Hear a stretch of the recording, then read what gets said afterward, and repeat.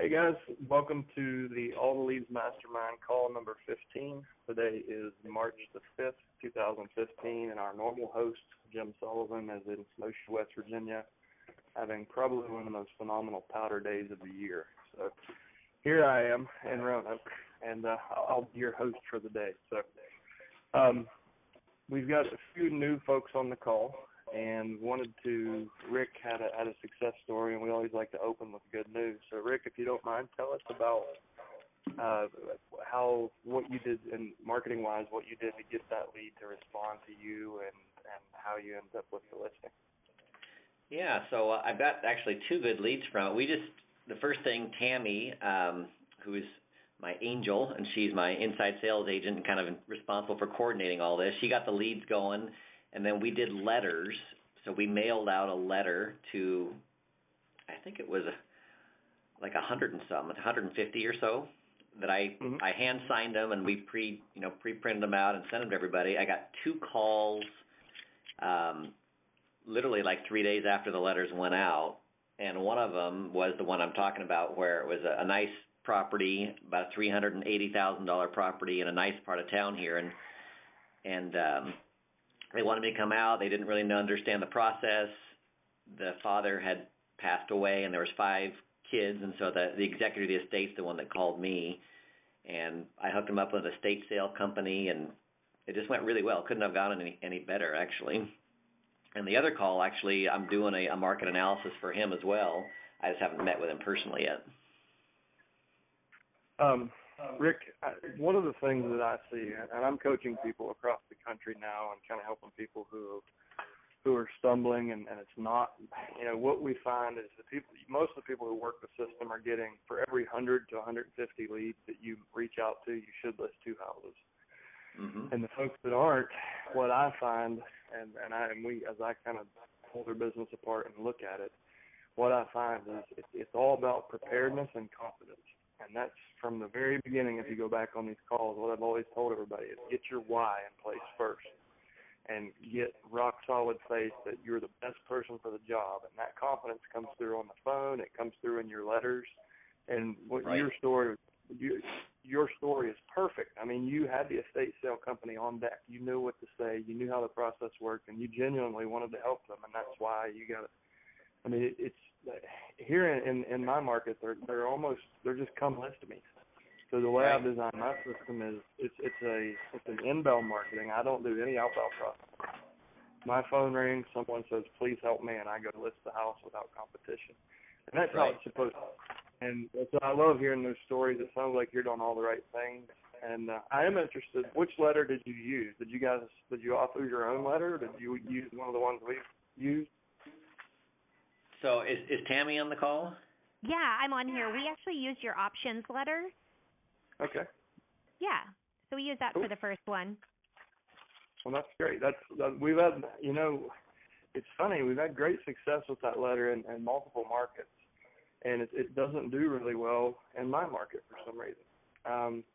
I'm testing a new letter that you guys will probably appreciate. It's kind of a Dan Kennedy style 3-page, long form sales letter. That was my latest one, but the options letter is really good. If you're only going to send one, that's the one I would recommend. Mm-hmm. Well, our next step too, I think, and Tammy, you can correct me if I'm wrong, but is if we haven't heard from them, is to start following up with phone calls. Yes.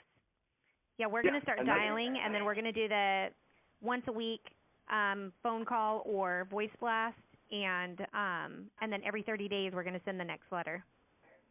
Yep, that's exactly how you should do it. Awesome. It sounds like you guys are going to. How many leads do you guys get monthly? 150? Well, we had bought the previous 3 months, so we're supposed to get about 45 per month. So our first initial, we got 178 leads, but that's because we also bought the previous 3 months as well. Yeah. Do you know which list? Was it a previous list or the current list that the 2 properties came from? No, I can actually go back and pull that information, though. Yeah, it'd be good to know. I'm still listing houses from my August and September list, and they're just now raising their hand. Wow. I mean, there's a million different variables that go into this, and some people are just overwhelmed and don't know what to do, and they grieve at a different speed, or some people Right. have been burnt by listing with a realtor who didn't know what they were doing and overpriced it. There's just so many different stories. I've got one for the week that I'll share, and this is coming off of 2 or 3 people that have kind of taken it on the chin, and they're getting timid about these leads. But so a lady called me yesterday off of my call. I sent out 216 voicemails, ringless voicemails, and I received 25 return voicemails from that. And Wow. while I was at the hospital visiting my grandmother, she's in the hospital. So it's really nice to be able to have that kind of leverage. I made 200 phone calls while I was hanging out with my family. I got 25 return voicemails. I answered one of the live calls toward the end, and she called she called to tell me that she didn't need my help. And I just calmly said, well, let me explain to you why we reach out. And as it turns out, she needed my help. She had 3 realtors who, I don't know how she found their names, but she had 3 realtors who, in my opinion, were underqualified to deal with her type of situation. The house is in shambles. It's been vacant for 4 years. There's holes in the roof. It's a terrible property, but it's on 7 acres of land. It could be commercial or it could be residential development. I've got a list of 100 guys that I can sell that house to tomorrow. So as soon as I go look at it, I'm going to bring her a cash offer. And then I can list the 7 acres as a development opportunity or as a commercial out parcel. So, and just by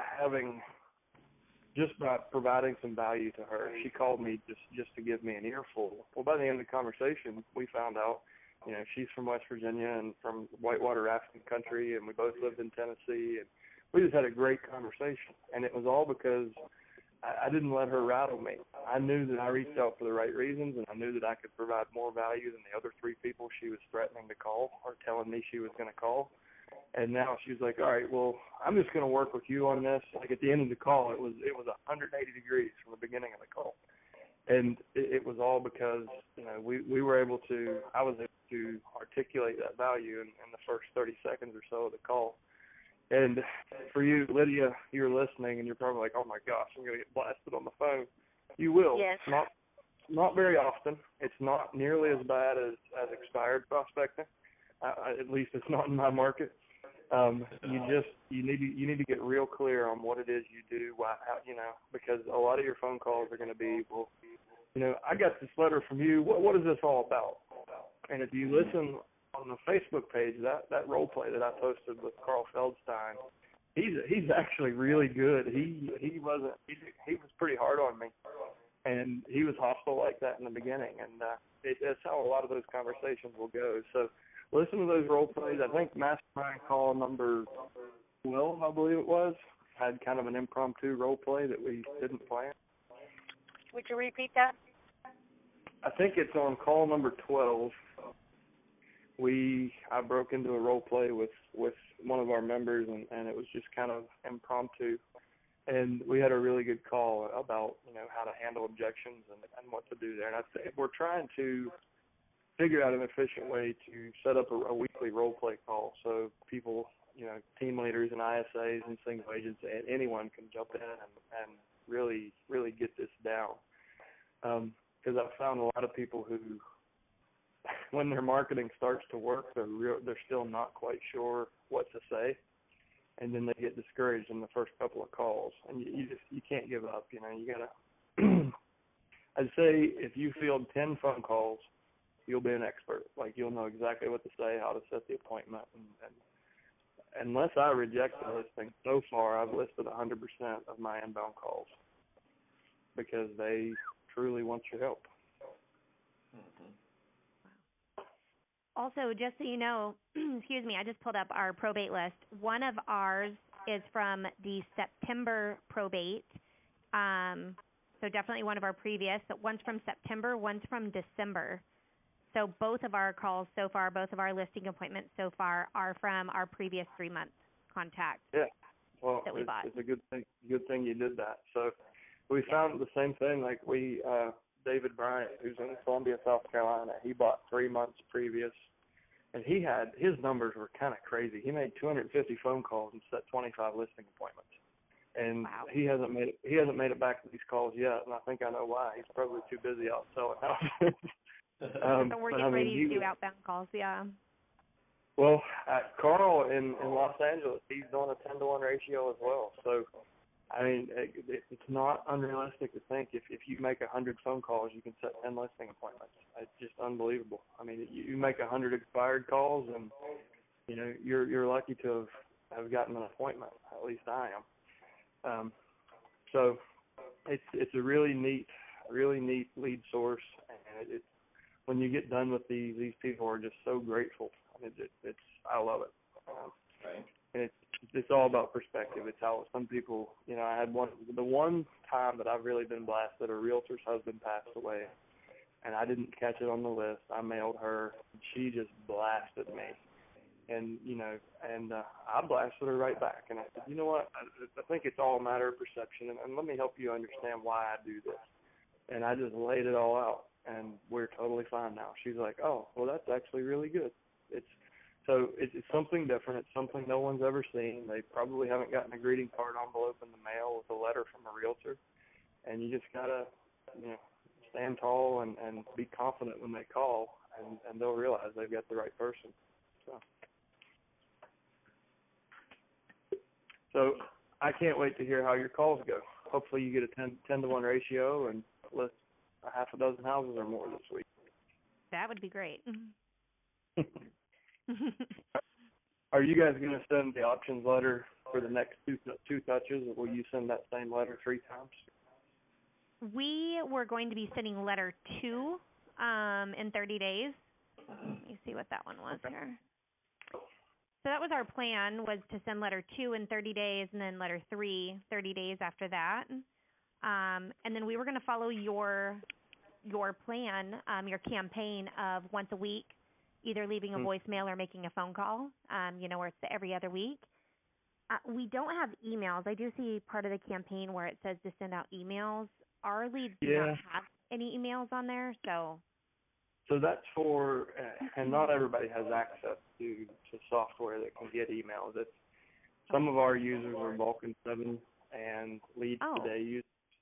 So we do have Vulcan 7. So yeah, so you can augment the data through Vulcan and come back with social media, and I think they get social media and email addresses. And then Leads Today will also drag back. It brings back tax information, mortgage information, social media, email, all that stuff. Okay. So that's kind of there for the folks that do have those tools. I know not everybody does, but if you can. And we actually have, Mark should have called you. If he hasn't, I can have him follow up. We have I think it's a 25 touch drip campaign, and it's tied to landing pages. Are you guys using a domain name on your letters yet, or do you plan to? We do plan to. It's actually being built right now. So we've already bought the domain name, and then the landing page is being created as we speak. Okay. So we have an email service, and I'll have to have Mark or Tim talk to you about it. But if you can get your folks into that, it's just a 25 touch drip, and it's all based around providing. You know, it's Tim who wrote most of the copy has been an executor, and he knows what it's like, and he's talked with a lot of people, and he wrote it, you know, really as an empathetic response to a pretty big life event, and it's not easy being an executor, and that's kind of the underlying message in that. So it slowly just layers in value. It's not nearly as direct as the letters are, but it just kind of slowly layers in value and starts to drip on them over a 3-month period. So we'll have them contact you, and they can talk to you about that and how it can integrate with your page. I've actually never brought this up on the calls. I've shared on the Facebook page the simple landing page that I use, or it's not even a landing page, it's just a page on my site. My domain is sellandestatehome.com, and I put that on every letter I send out now, and I can always tell when my mail hits by looking at my Google Analytics page, because I can see the visits shoot up. You know, that page will sit there toward the end of a campaign. It'll get maybe 1 hit a day. When the mail hits, you'll start to see, you know, people going to the page, so you can actually see your traffic. And the reason I do it is because the people who just aren't quite ready to reach out and talk to somebody, or the people who are like, what is this? Why are they sending me this letter?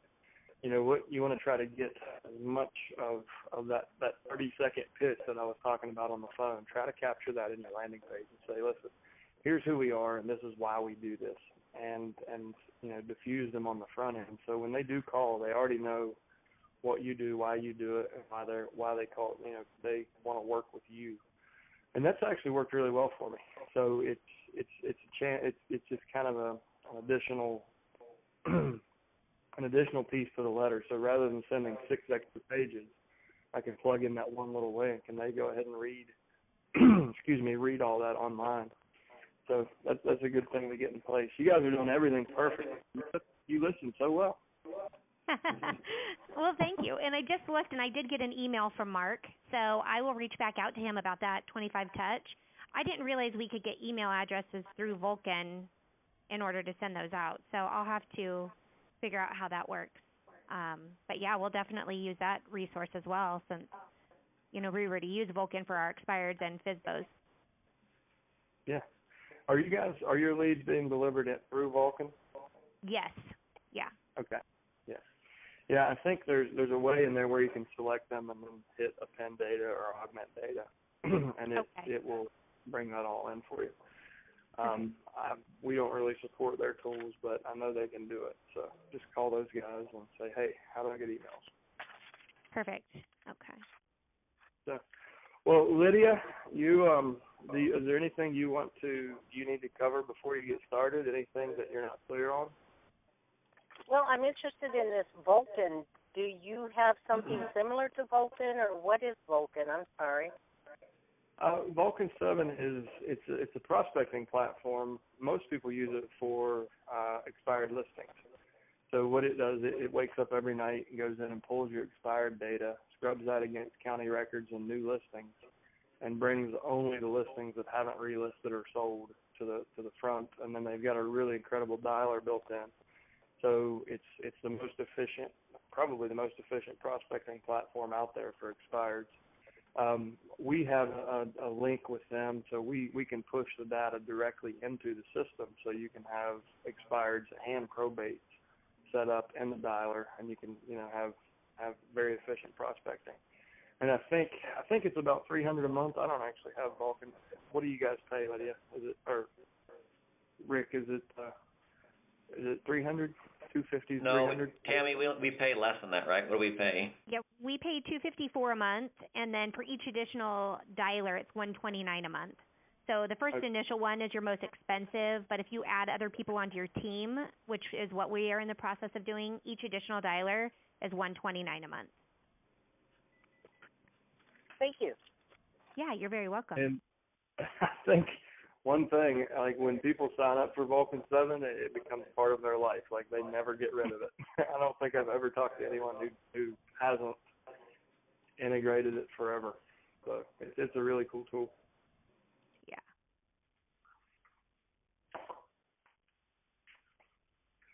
All right, guys. Can you tell me a little bit about vendors, estate sale people, or I'm really new at this, and I'm actually a new agent, so it's all overwhelming at this point. I love working with new agents because they don't have bad habits.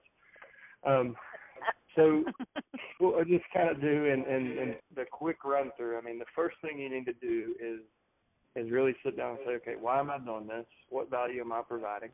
What we recommend and what our letters will say, if you're going to use our mail pieces, we recommend that you partner with an estate sale company to handle any personal property that's of value, a clean-out crew to handle any personal property that's not of value. From time to time you'll come across a hoarder house, and you certainly don't want to list it that way. So find a guy that'll do your clean-out for $500 and tell him he can have everything in there and just get it cleaned out in 3 days or less.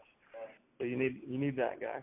You need a Class A contractor that doesn't mind doing anything from punch work, like replacing a light fixture, all the way up to a full rehab. There's times where we will just use a contractor to go in and repaint, or just go in and freshen up things, replace carpets, take out carpets. And like they need to be able to do small jobs, but also there's times where we walk in and the family says, listen, we've got 50 grand. And one of my key questions that I always ask is, are you guys willing to invest anything in this home to get the most value on the market? And most of the time they say, no, we don't have the money, or we need to use the money for other things, because they've already, earmarked that in their minds. But every once in a while someone will say, yeah, I mean, if we could sell it for more, then, yeah, we would put some money into it. And that is, as a new agent, if you've never done investment properties or flipped houses, it might be tough for you. But what you could say is, well, I'll tell you what, let me get my contractor over here. We'll look at, we'll see what a few things we can do for a small budget, that are going to get us the highest return. And over time, I challenge you to teach yourself, what 10 things can you do in your market for the least amount of money to add the most amount of value? Is it landscaping? Is it a new front door? Is it all brushed nickel light fixtures? Is it, a lot of things like kitchen, believe it or not, you don't get a huge return because they cost so much. But you can go in and if the house is built in 1955 and it has original wood color trim, you can go in and paint that with a white semi-gloss paint and paint all your doors with white semi-gloss and trim it out in bright white so it looks like a modern home. And for just a few $100, you can get an offer way quicker, because buyers are critical. So I challenge you to get yourself to a point where you the top 20 things that you can do for the cheapest, for the lowest amount of money to get that seller the highest return. And it's going to be things like tearing out carpets, refinishing hardwoods, painting the home, replacing the front door, freshening the landscaping. Small things like that can really make a big difference. Just painting a house, if you find the right guy, you can do it for $1,200, and you might get a $10,000 higher offer because it's not all these crazy colors and scared the buyers away. So get that good contractor, and that's probably your hardest team member. Contractors are notorious for not showing up and not doing what they say they'll do. So find one that will always show up and always do what he says. Do you need to find a title attorney, a title company, or an attorney that handles the closing that is just rock solid with handling emotions and title issues?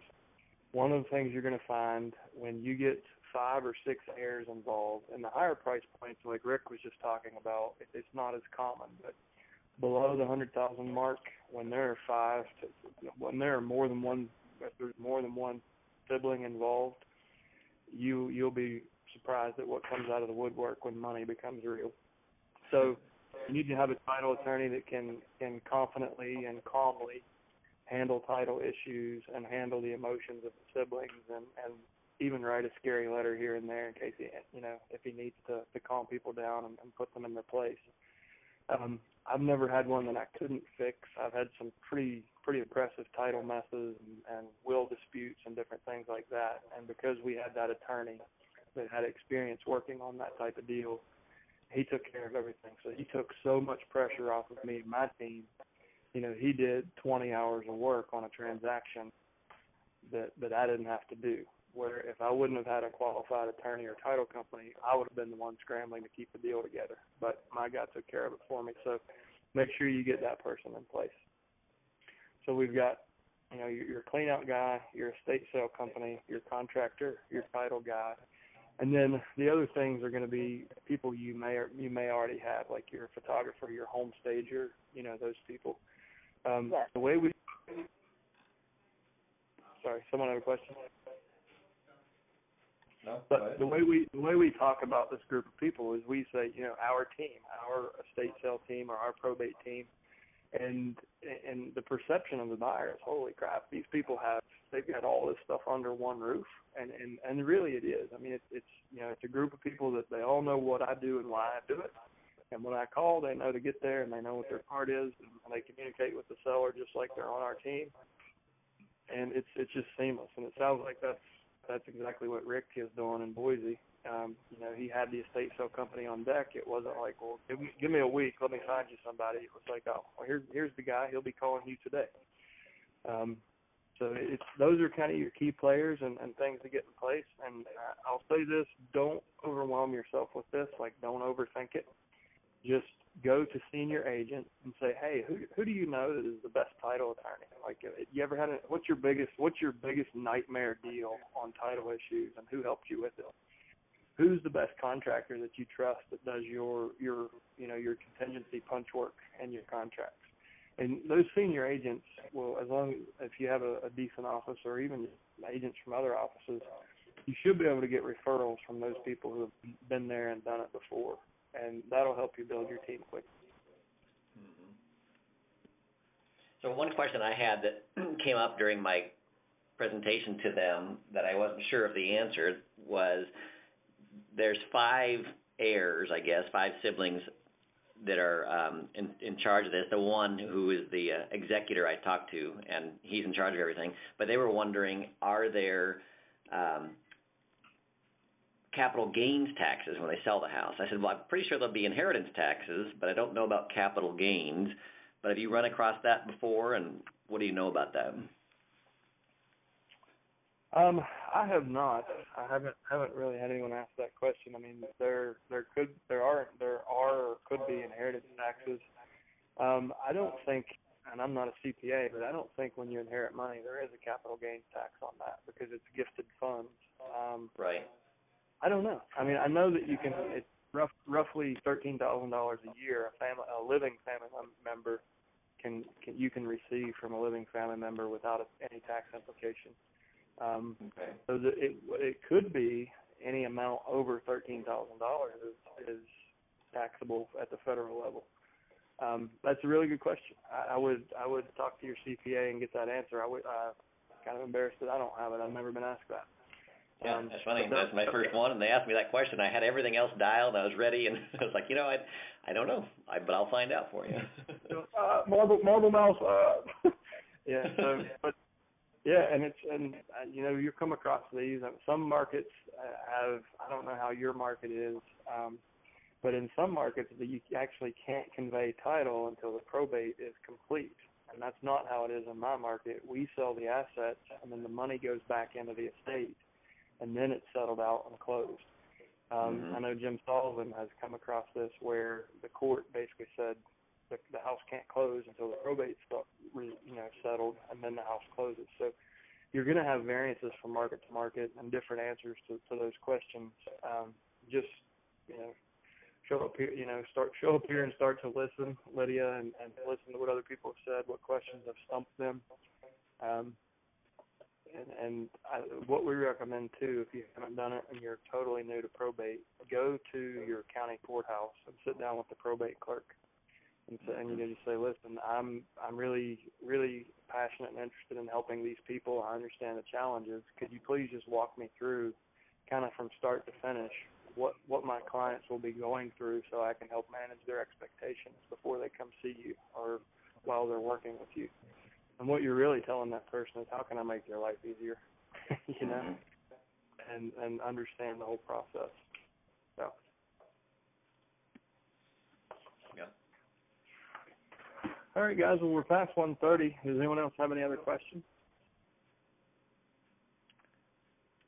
Okay. No, but I'm new, and I'd like to thank you all for your info. I'm just writing notes. It's crazy over here trying to catch it all. Well, Lydia, this is recorded, and it'll be posted on the Facebook page. Be sure and request access to that All the Leads Mastermind Facebook group, and we'll get you in so you can listen to this call and all the other ones. And you can also see all the letters that we're using, the campaign outline that we referenced on this call. Everything's right there for you. What we are doing, if you need one-on-one help, I'm offering coaching, so I kind of break it into 3 sessions. We do an hour of strategy, an hour of systems, and an hour of sales. So it kind of helps you get your why and your team built the first week, get your systems in place as far as database, dialers, things like that. And the last week is all about what do you say, like what happens when the phone rings, how do you handle the conversations and set the appointments, and what are the key questions. So we can help you, we can set that up. We call it a jumpstart consultation. It's 3 sessions with me one-on-one, unless you don't like me or my accent, and then we'll have Jim do it for you. All right, guys. Well, thank you, everybody, for showing up and participating. And let us know if there's anything else we can do to help you guys be successful with this. Yeah. Now, do we do this? This happens every week at the same time. Is that correct? We do it every week, Thursday at 1 o'clock Eastern. Thank you. And I almost forgot in closing, the best first thing you can do is anything. Have a great week, guys. Thanks, guys. Thanks. Thank you.